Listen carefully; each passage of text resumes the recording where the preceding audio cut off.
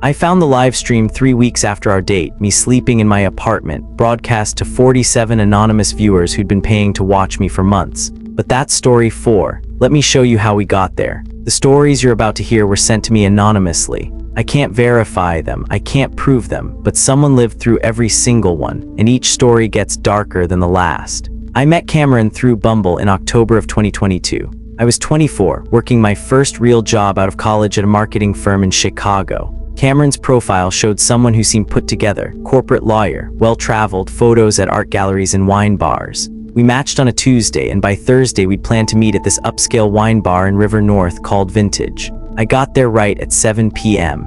The place was dimly lit. All exposed brick and candlelight, jazz playing softly in the background. Cameron was already sitting at a corner table, waving me over with a warm smile. In person, Cameron looked exactly like the photos, sharp suit, styled hair, confident posture. We ordered a bottle of Pinot Noir and started talking. The first hour was perfect. Cameron asked thoughtful questions about my work, my family, my hobbies. Seemed genuinely interested when I talked about my passion for photography. Laughed at my jokes, made eye contact, all the things that make you think maybe this could actually go somewhere. Then Cameron's phone buzzed on the table. Just a quick glance at the screen, but something shifted in Cameron's expression. A brief smile, almost satisfied, before setting the phone face down. "Everything okay?" I asked. "Yeah, just a work thing." Cameron refilled my wine glass, even though it was still half full. "So tell me more about your apartment. You said you live alone in Wicker Park." I had mentioned it earlier, but the way Cameron brought it up again felt pointed.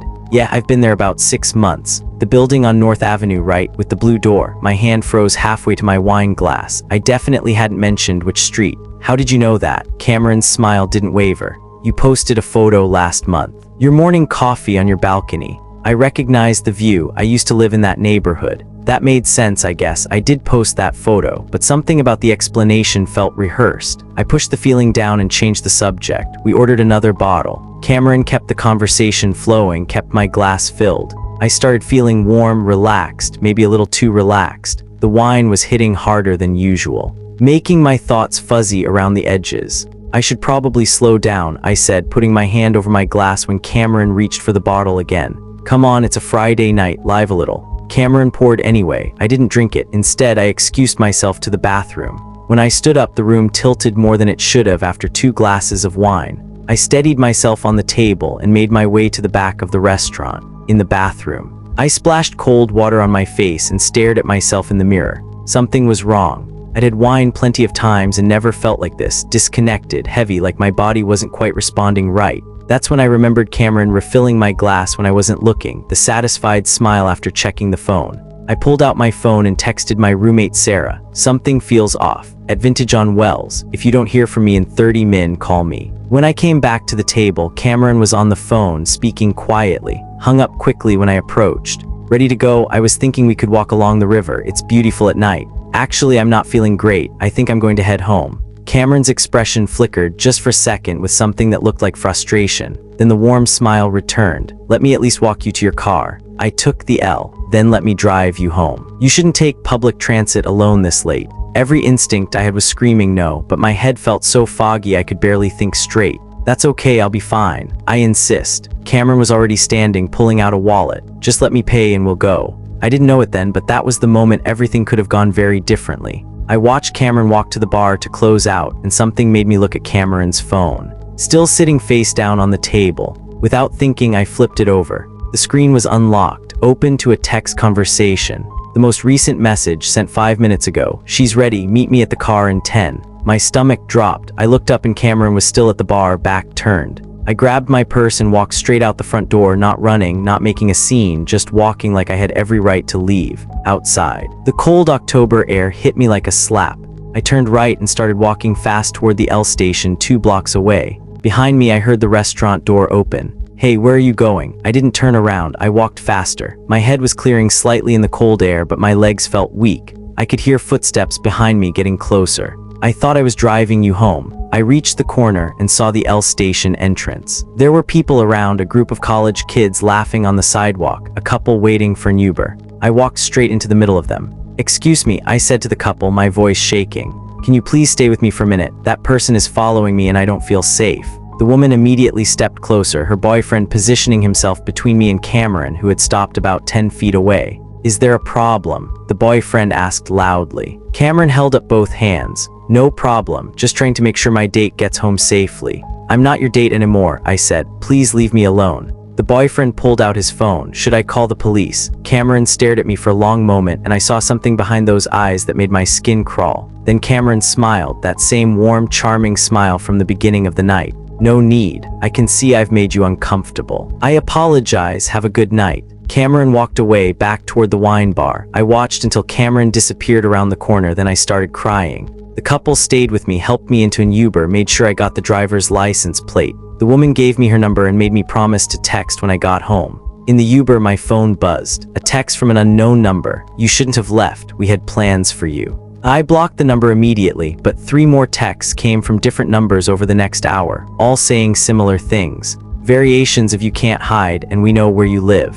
I didn't go home. I went straight to Sarah's boyfriend's apartment in Lincoln Park, somewhere Cameron couldn't know about. Sarah met me there and we called the police. I showed them the texts, told them about the wine, the phone message I'd seen. They took a report, but said without evidence of an actual crime, there wasn't much they could do. They suggested I file for a restraining order, but I'd need Cameron's real name and address for that. That's when I realized I didn't have Cameron's last name. The Bumble profile had just said Cameron, and I'd never thought to ask for more. I went back to check the profile, but it was gone, deleted, like it had never existed. The next day, I went back to Vintage with a police officer. We asked to see the security footage from the night before. The manager pulled it up and we watched me arrive, sit down, talk to someone across from me. But the footage was grainy and Cameron had chosen a table in the darkest corner, face always turned away from the cameras. You could see someone was there, but you couldn't make out any identifying features. The manager checked the credit card receipts. The bill had been paid in cash, but then the manager said something that made my blood freeze. "You know, someone called yesterday afternoon asking about reservations for tonight. Asked specifically about that corner table. Said they wanted the same spot as last time because it was perfect for a surprise. Did they make a reservation?" "No, they asked about it, then hung up." I moved out of my apartment that week. Stayed with Sarah while I found a new place in a different neighborhood, a building with security cameras and a doorman. I deleted all my dating apps. I changed my phone number. I made all my social media completely private. 2 months later, Sarah called me at work, her voice panicked. "Someone broke into our apartment. What, are you okay?" "I'm fine, I wasn't home, but nothing was stolen. The police said it's weird. Whoever broke in just went through our stuff. They found fingerprints in your old room, on your dresser, your closet, like someone was looking for something. I haven't lived there in 2 months. I know, the police think someone was looking for information about where you moved." I filed another police report, changed my number again, started carrying pepper spray, took different routes to work every day, checked over my shoulder constantly. 3 months after that first date, I got a package at my new apartment. No return address. Inside was a printed photo of me leaving Vintage that night, walking toward the L station. The angle was from across the street, zoomed in on my face. On the back, written in neat handwriting, "You looked beautiful that night. See you soon."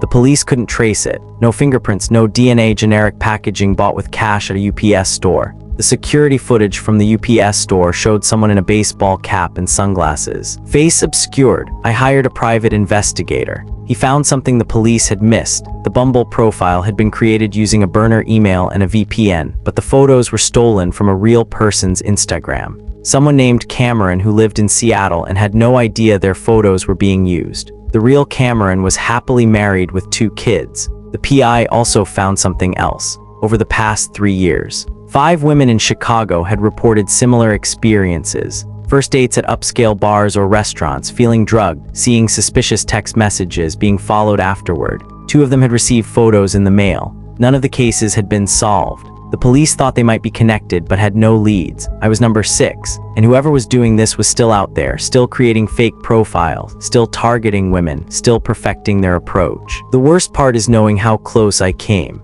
If I hadn't gone to the bathroom when I did, if I hadn't seen that text message, if I hadn't walked out when I did, where would I be now? What were those plans they had for me? I think about the text message constantly. "Meet me at the car in 10. Someone else was waiting. This wasn't just Cameron. This was organized. Multiple people. A network. I don't date anymore. I can't." Every time I see a dating app, I think about that corner table, that satisfied smile, that text message. I think about the 5 other women who reported similar experiences, and I wonder how many didn't report it. How many disappeared before they could? I still get packages sometimes, no return address. I don't open them anymore. I just take them straight to the police station and they add them to the file that keeps growing but never leads anywhere. Someone is still out there, still hunting, still planning, and I was supposed to be their next success story. I got away, but I'll never stop looking over my shoulder.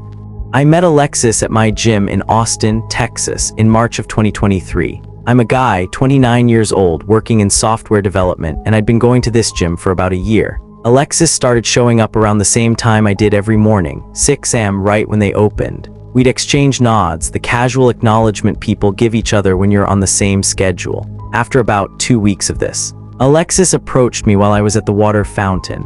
"Hey, I've seen you here a lot. You have really good form on your deadlifts." "Thanks," I said. "You've got solid technique too." We started talking, just gym small talk at first. Favorite exercises, protein shake recommendations, complaints about how crowded the gym got after work. Alexis seemed cool, fit, friendly, easy to talk to. After a few weeks, Alexis suggested we grab breakfast after our workout. We went to this diner across the street, ordered eggs and coffee, and talked for over an hour. Alexis was a freelance graphic designer, had moved to Austin from Portland 6 months ago, loved hiking and live music. We had a lot in common. It felt natural, comfortable. By the end of breakfast, Alexis suggested we meet up outside the gym sometime. "There's this great taco place in South Congress. We could check it out this weekend." "Yeah, that sounds good." We exchanged numbers and made plans for Saturday. I remember feeling excited about it, not nervous, just genuinely looking forward to hanging out with someone who seemed interesting and shared my interests. Saturday came and we met at the taco place. The date went well. Good food, good conversation, lots of laughing. Alexis asked about my work, my family, my hobbies. I talked about my job. Mentioned I was working on a big project with a tight deadline.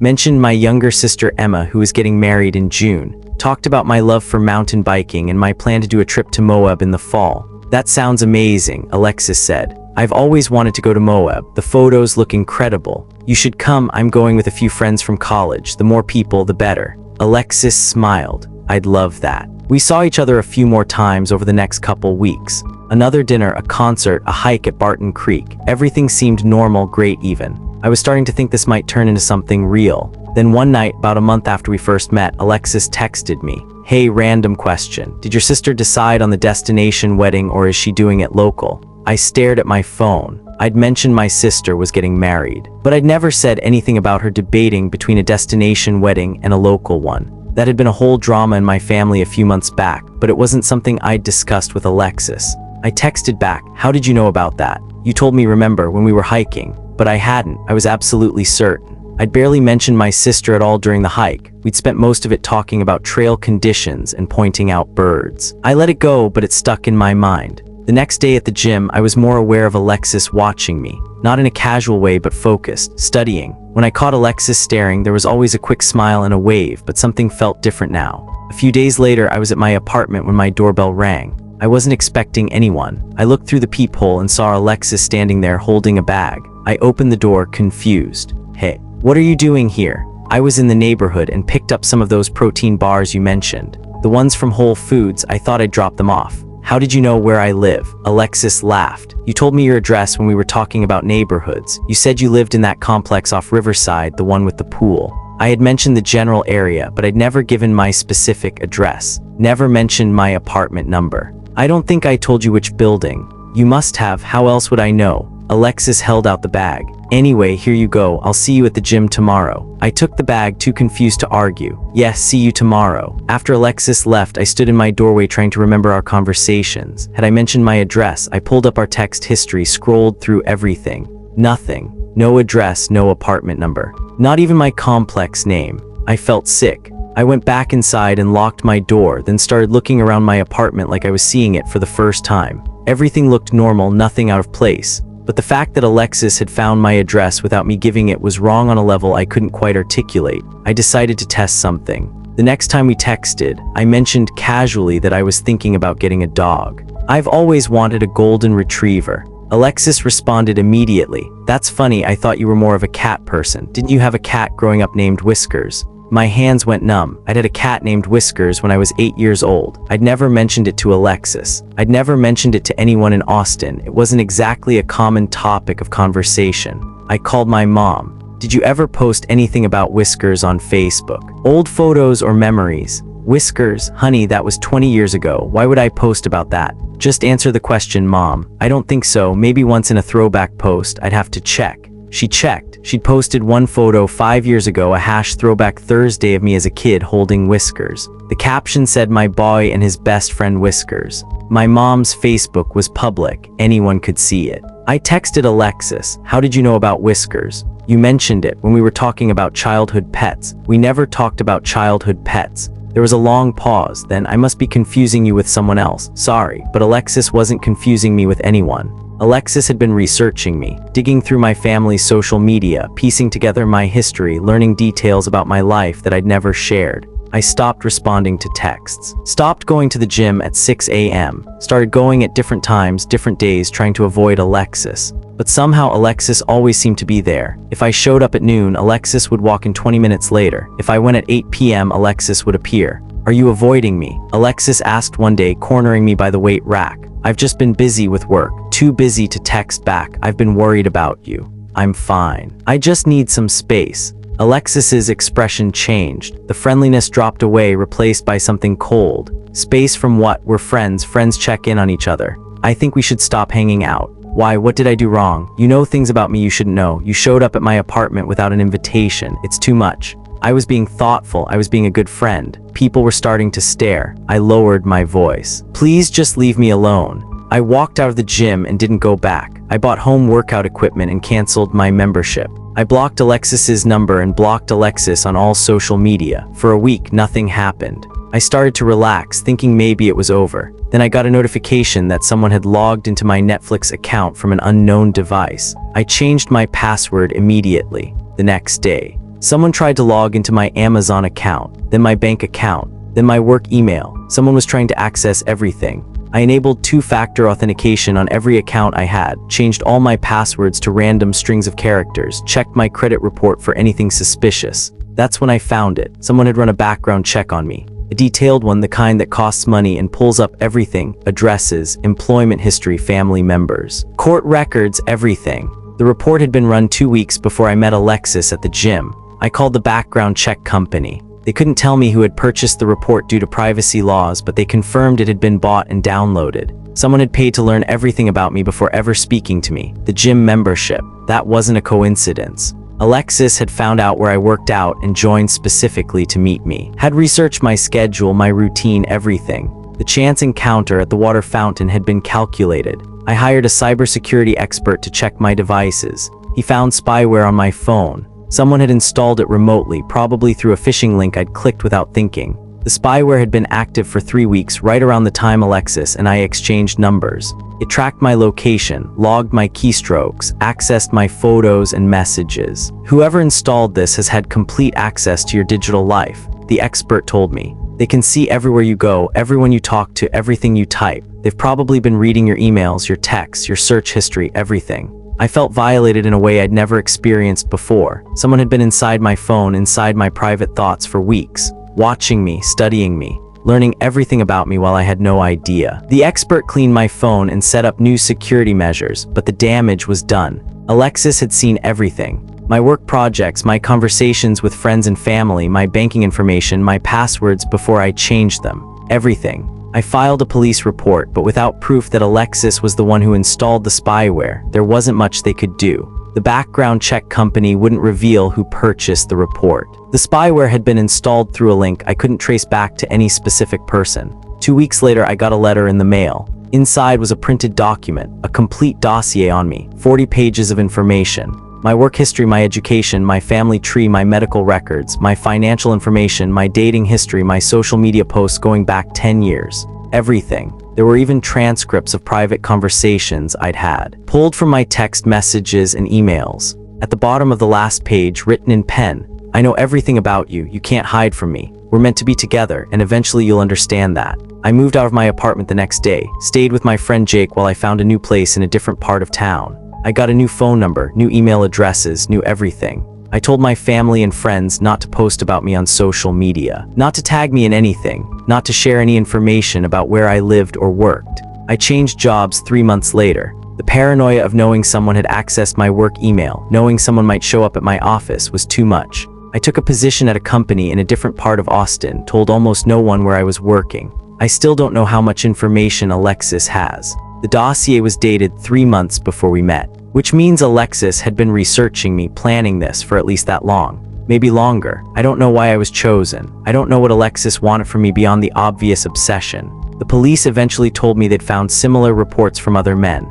4 others in Austin had experienced the same thing, someone befriending them, installing spyware, creating detailed dossiers, then escalating when rejected. None of the cases had been solved. The person doing this was sophisticated, careful, always covering their tracks. I was number 5, and whoever was doing this was still out there, probably already researching number 6. I don't go to gyms anymore. I don't give out my real phone number to anyone I don't know extremely well. I check my devices for spyware weekly. I Google myself constantly to see what information is public. I live in a state of permanent vigilance. Always wondering if someone is watching. Always wondering if Alexis found my new address, my new job, my new life. Because the worst part isn't what happened.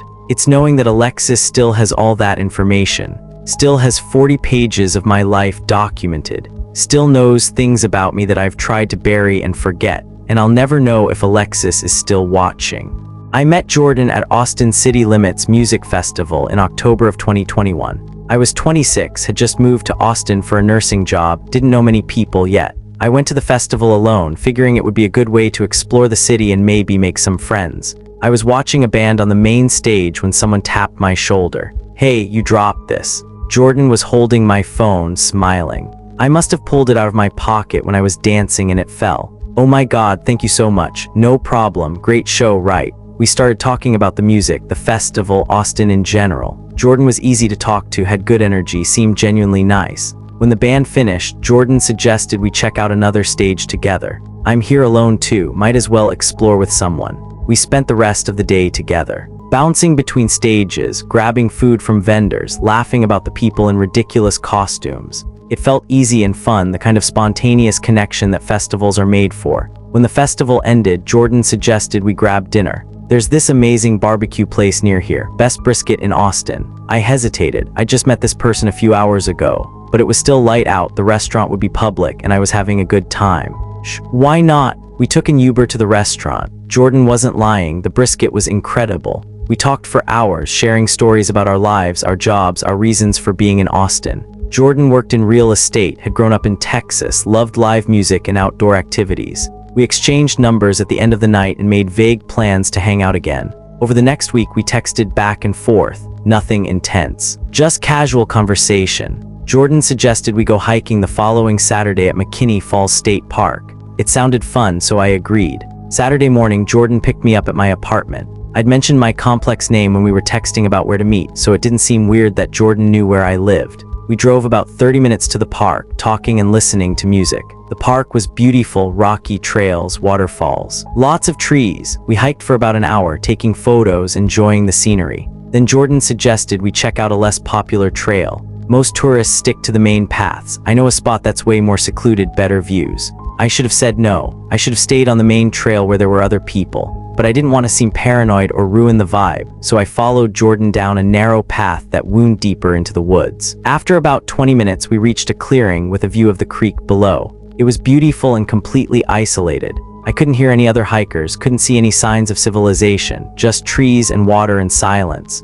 "This is amazing," I said, pulling out my phone to take a photo. "No signal out here," Jordan said. "We're pretty far from the main trails." I checked my phone. Jordan was right. No bars, no service. A small flutter of unease went through my chest, but I pushed it down. We were just hiking. Everything was fine. "Want some water?" Jordan pulled out a bottle from the backpack and handed it to me. I took a drink, grateful for it. The hike had been steep and I was thirsty. We sat on a large rock overlooking the creek and talked for a while. Jordan asked about my family, my job at the hospital, my apartment. Normal conversation. Then I started feeling strange. Dizzy, like the world was tilting slightly. My mouth felt dry despite the water. "I don't feel great," I said, "probably just dehydration. Here, drink more water." I took another sip, but the dizziness got worse. My limbs felt heavy, my thoughts slow. "Something's wrong. You're fine, just sit for a minute." But I wasn't fine. The trees were starting to blur, my vision doubling. I tried to stand up and nearly fell. Jordan caught me, guided me back to sitting. Whoa. Take it easy. I need to go back. I need to get to my car. You're in no condition to hike right now. Just rest here for a bit. I tried to reach for my phone, but my hands weren't responding right. Everything felt disconnected, like my brain was sending signals my body couldn't receive. That's when I realized the water. Jordan had drugged the water. Panic cut through the fog in my mind. I was alone in the woods with someone who had just poisoned me. Miles from help with no phone signal. I tried to stand again, using all my strength to push myself up. I managed to get to my feet, but immediately stumbled. Jordan grabbed my arm. Where do you think you're going? Let go of me. My voice came out slurred, weak. You're going to hurt yourself. Just sit down. I yanked my arm free and started walking, or trying to. My legs felt like they were made of concrete. I made it maybe 10 steps before I fell, scraping my hands on the rocky ground. Behind me, I heard Jordan sigh. This would be so much easier if you just cooperate. I looked back and saw Jordan pulling something out of the backpack. Rope. My stomach lurched with terror. I forced myself to crawl, dragging my body across the ground toward the trail. Every movement took enormous effort, my muscles barely responding. Jordan walked over and crouched next to me. You're making this harder than it needs to be. I have a place set up about a mile from here. Very private. We're going to spend some time together, get to know each other better. You'll understand eventually. Please, I managed to say, don't do this. I've been planning this for weeks. Do you really think I'm going to stop now? Jordan grabbed my ankle and started dragging me back toward the clearing. I tried to kick, tried to fight, but my body wouldn't cooperate. The drug was winning, pulling me under. My vision was darkening around the edges. Then I heard voices, distant but definitely human. Other hikers somewhere on the main trail. Jordan heard them too and froze. We both stayed silent, listening. The voices got slightly louder. They were coming closer, maybe taking a side path that intersected with this one. Help! I tried to scream, but it came out as barely a whisper. My throat felt paralyzed. Jordan's expression changed from confident to panicked. The voices were getting closer. Jordan let go of my ankle and stood up, looking between me and the direction of the voices. Then Jordan made a decision. If you tell anyone about this, I'll find you. I know where you live. I know where you work. I know everything about you. Understand? I couldn't respond. Jordan grabbed the backpack and ran, disappearing into the trees in the opposite direction of the voices. I lay there on the ground, unable to move, barely able to keep my eyes open. The voices got closer. I heard footsteps on the trail. I tried to call out again, managed a weak sound. Did you hear that? A woman's voice. Over there, a man. 2 hikers appeared through the trees, a couple in their 40s, wearing matching hiking gear. They saw me on the ground and rushed over. Oh my God, are you okay? I tried to explain but couldn't form words. Everything was spinning. The woman pulled out her phone. No signal. We need to get her back to the main trail. The man picked me up, carrying me while the woman led the way. I drifted in and out of consciousness. I remember being carried through the woods, remember the woman talking to me, trying to keep me awake, remember reaching the parking lot and seeing an ambulance. I woke up in the hospital 6 hours later. The doctor said I'd been drugged with a combination of sedatives, enough to incapacitate me but not kill me. If those hikers hadn't found me when they did, if Jordan had gotten me to wherever that place was, I don't know what would have happened. The police took my statement. I told them everything, meeting Jordan at the festival, the hike, the drugged water, the rope, the threat. They searched McKinney Falls State Park and found the clearing. Found evidence that someone had been setting up a campsite about a mile away. A tent, supplies, restraints. Jordan had been telling the truth about having a place ready, but they never found Jordan. The phone number Jordan had given me was a burner, disconnected. The real estate company Jordan claimed to work for had no employee by that name. The Uber account used to pick me up that morning had been created with a fake ID and stolen credit card. The police pulled security footage from Austin city limits. They found footage of Jordan handing me my phone, but when they traced Jordan's movements backward through the day, they discovered something chilling. Jordan had been following me through the festival for over an hour before finding my phone, had been watching me, waiting for an opportunity, and my phone hadn't fallen out of my pocket. The footage showed Jordan bumping into me deliberately, pickpocketing my phone, then circling back a few minutes later to return it. The whole encounter had been manufactured. The police also found that Jordan had been at the festival specifically looking for someone. Security footage showed Jordan following several different women throughout the day before settling on me. I wasn't randomly chosen. I was selected based on some criteria I'll never understand. They found one more thing. In the campsite at McKinney Falls, hidden under the tent, was a duffel bag containing women's clothing. 5 different outfits, 5 different sizes, 5 different styles. The police believed they belonged to 5 different women. They were able to identify 3 of them through DNA. All 3 had been reported missing in Texas over the past 2 years. Their bodies were never found. I was supposed to be number 6. The The realization of how close I came still hits me at random moments. If those hikers had taken a different trail, if they'd been 5 minutes later, if Jordan had dragged me just a little faster, I would have disappeared. My family would still be wondering what happened to me. My clothes would be in that duffel bag. I quit my job at the hospital 2 months later. Couldn't handle the stress of working in Austin, of knowing Jordan was still out there somewhere. I moved back to my home state, back to my parents' house, and spent 6 months barely leaving my room. I'm in therapy now, working through the trauma, but I still can't go hiking. Can't go to music festivals, can't trust strangers who seem friendly. I see Jordan's face in crowds sometimes, even though I know it's not really them. My brain is constantly on alert, constantly scanning for danger. The police told me Jordan is likely still operating, still going to festivals and public events, still selecting victims, still setting up campsites in isolated areas. They've connected Jordan to at least 8 missing women across Texas, Oklahoma, and New Mexico. Maybe more. They don't know Jordan's real name or what Jordan really looks like. The person I met was probably wearing a wig, colored contacts, maybe even prosthetics to change their appearance. I got a letter 3 months ago, forwarded from my old Austin address. Inside was a photo of me at the festival, taken from behind. I was dancing, completely unaware I was being watched. On the back, written in neat handwriting, "You got away. They don't usually get away. Enjoy looking over your shoulder for the rest of your life." The police couldn't trace it. No fingerprints, no DNA, mailed from a different state with no return address. Jordan wanted me to know they're still out there, still hunting, still winning. And the worst part, they're right. I will spend the rest of my life looking over my shoulder. I'll never feel safe at a festival, on a hike, anywhere in public where strangers can watch me. Jordan took that from me. Took my sense of security, my ability to trust, my freedom to exist in the world without fear. I survived. 3 other women didn't. And somewhere, Jordan is probably at another festival right now, watching someone dance, waiting for the right moment to return their phone. I met Riley through an online book club in January of 2024. I'm 33, work as a high school English teacher in Denver, and I joined this virtual book club during the pandemic.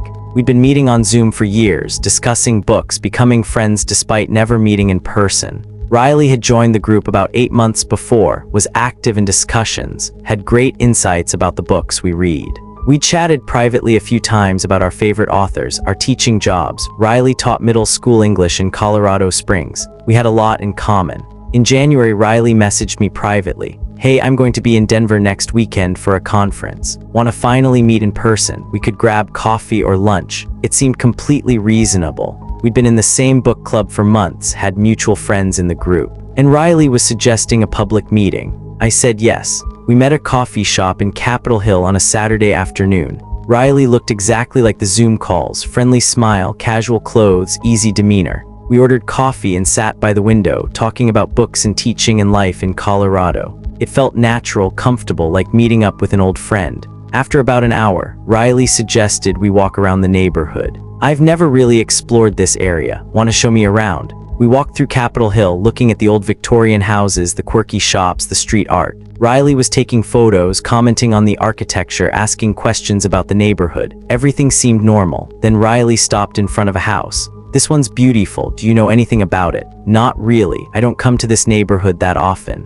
"That's weird. I thought you lived around here." "No, I live in Park Hill, on the other side of the city." Riley looked confused, but I thought, never mind, I must be mixing you up with someone else from the book club. We kept walking. Riley asked more questions about Denver, about my school, about my life. Normal conversation, but that comment about thinking I lived in Capitol Hill stuck with me. I'd never mentioned where I lived to Riley or anyone in the book club. We'd all been careful about privacy, especially since it was an online group. We ended up at a bookstore and spent an hour browsing. Riley bought a few books and we talked about what we were reading next. When we left the bookstore, Riley suggested dinner. "There's this great ramen place I've been wanting to try. It's in your neighborhood, actually, in Park Hill." My stomach dropped. "How do you know where I live? You mentioned it earlier, didn't you?" "No, I didn't. I said I live in Park Hill after you said you thought I lived in Capitol Hill." Riley laughed, but it sounded forced. "Right, that's what I meant. You mentioned Park Hill." But Riley had said the ramen place was in Park Hill before I'd mentioned the neighborhood, which meant Riley already knew where I lived. "I think I'm going to head home," I said. "I have papers to grade." "Come on, just one dinner. We're having such a good time." "I really need to go." Riley's expression shifted just slightly. The friendliness dimmed. "You're being weird. What's wrong?" "Nothing's wrong. I just need to get home. Let me at least drive you. My car's parked a few blocks away." That's okay, I'll take the bus. Don't be ridiculous. It's getting dark. Let me drive you. Every instinct I had was screaming not to get in a car with Riley. I prefer the bus, thanks for today. I started walking toward the bus stop. Behind me, I heard Riley following. Hey, wait, did I do something to upset you? No, I just need to go. Then why are you being so cold all of a sudden? I turned around. Riley was standing about 10 feet away, hands in pockets, expression unreadable. I'm not being cold, I'm just tired. You're lying, something changed. What is it? Nothing changed. I'll see you at the next book club meeting. I turned and kept walking. The bus stop was 2 blocks away. I could hear Riley's footsteps behind me matching my pace. My heart was pounding. The street was mostly empty, shops closing for the evening, not many people around. I reached the bus stop and checked the schedule on my phone. 10 minutes until the next bus. Riley stood a few feet away watching me. You know, it's interesting, Riley said. You're a very private person online. You never share personal details in the book club. Never post photos with location tags. Very careful about your digital footprint. Okay, but you're not as careful as you think. Did you know your school's website has a faculty directory with photos, and your school posts about events on Facebook, sometimes with teachers tagged, and your students post on Instagram, sometimes with you in the background? Little pieces of information scattered across the internet, individually meaningless but together. My hands were shaking. What are you saying? I'm saying I know more about you than you think. I know you live on Elm Street. I know your apartment number is 214. I know you park in the back lot. I know you usually get home around 4 p.m. on weekdays. I know you're alone most evenings because your boyfriend, sorry ex-boyfriend, moved out 3 months ago. I felt like I'd been punched in the stomach. How do you know all that? Research, observation, patience. Riley smiled, and it was the most terrifying smile I'd ever seen. I've been watching you for a while now, long before I joined your book club. What? The book club was just a way to get close to you, to become someone you trusted. It worked pretty well, don't you think? I looked around desperately. The street was empty. The shops were closed. No one was around to help. Stay away from me. Or what? You'll call the police. Tell them what? That someone joined your book club and wanted to meet for coffee. That's not a crime. You've been stalking me. Stalking is such an ugly word. I prefer getting to know you, and I do know you. I know everything about you, what you eat for breakfast, what time you go to bed, what you look like when you're alone in your apartment, thinking no one can see you. My blood turned to ice. You've been in my apartment. Not in, just outside. Your bedroom window faces the parking lot. Did you know your curtains are sheer? At night, with the lights on, I can see everything. You should really get blackout curtains. I was going to be sick. This person had been watching me through my window. Had been standing in my parking lot looking into my bedroom, watching me sleep, watching me live my private life. I'm calling the police. I pulled out my phone, but Riley was faster. Riley grabbed my wrist, squeezing hard. I don't think so. I tried to pull away, but Riley's grip was too strong. We struggled and my phone fell to the ground. Riley kicked it away, sending it skittering across the pavement into a storm drain. Now, Riley said, still holding my wrist, here's what's going to happen. My car is parked around the corner. We're going to walk there together, nice and calm. You're going to get in the passenger seat. And then we're going to go somewhere private where we can really get to know each other. No. Yes, because if you don't, I have photos, lots of photos, of you in your apartment, in your bedroom, in your bathroom. Photos I've been taking for months through your window, and I'll post them everywhere. Your school's website, your social media, your students' Instagram accounts. Everyone will see them.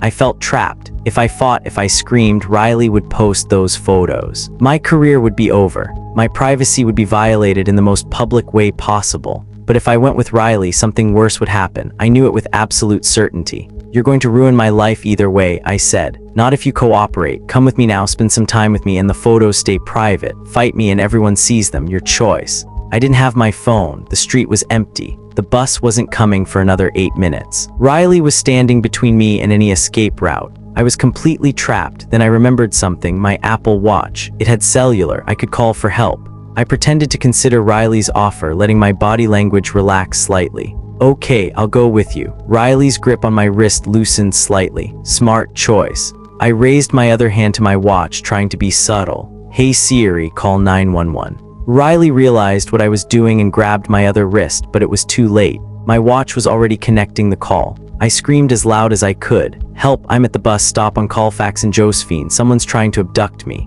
Riley let go of me and ran, just took off down the street, disappearing around a corner. I stood there shaking, listening to the 911 operator asking if I was okay, asking for details. Within 3 minutes, a police car pulled up. I told them everything. They found my phone in the storm drain, recovered it, but it was water damaged and wouldn't turn on. They searched the area for Riley but found nothing. They went to my apartment and checked the parking lot. In the bushes near my building, they found a spot where the ground was worn down, like someone had been standing there regularly. They found cigarette butts, food wrappers, and a tripod mount. Riley had been standing in those bushes, watching my window for months. The police checked security footage from my apartment complex. They found footage of someone matching Riley's description in the parking lot multiple times over the past 6 months, always late at night, always carrying a camera with a long lens. The footage also showed this person trying my apartment door on several occasions, testing if it was locked. They investigated the book club. Riley had joined using a fake email and a VPN. The profile photo was stolen from a random person's Instagram. The real Riley whose photo was used had no idea and lived in a different state.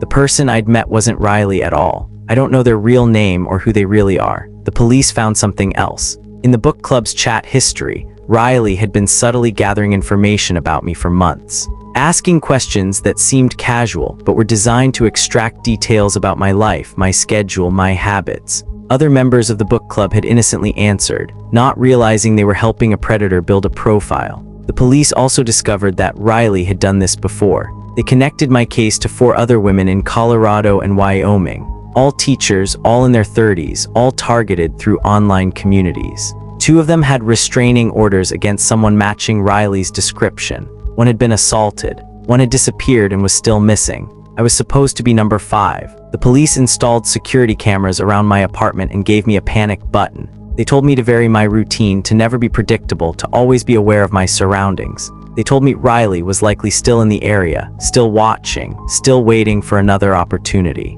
I moved out of that apartment 2 weeks later. Couldn't stand knowing someone had been watching me through my window for months. Couldn't sleep knowing they'd seen me in my most private moments. I found a new place with no ground floor windows, with blackout curtains in every room, with security cameras and deadbolts. I left the book club, deleted all my social media, made my school remove my photo from their website. I became invisible online, erasing my digital footprint as much as possible. But I know it's not enough. Riley, or whatever their real name is, already has months of information about me, already has those photos, already knows my patterns, my habits, my life. And they're still out there, probably watching someone else now, probably standing in someone else's bushes with a camera. I got a package last month, no return address. Inside was a photo of me at the bus stop, taken moments before Riley grabbed my wrist. On the back, "You can't hide forever, I'll be seeing you." The police couldn't trace it. They told me to be vigilant, to report anything suspicious, to keep my panic button with me at all times, so I do. I carry that button everywhere. I check my windows every night. I vary my routine constantly. I look over my shoulder everywhere I go, because Riley is still out there, still hunting, still perfecting their method. And I'll never know if I'm still being watched. These stories found their way to me because someone needed to tell them, because silence felt more dangerous than speaking up.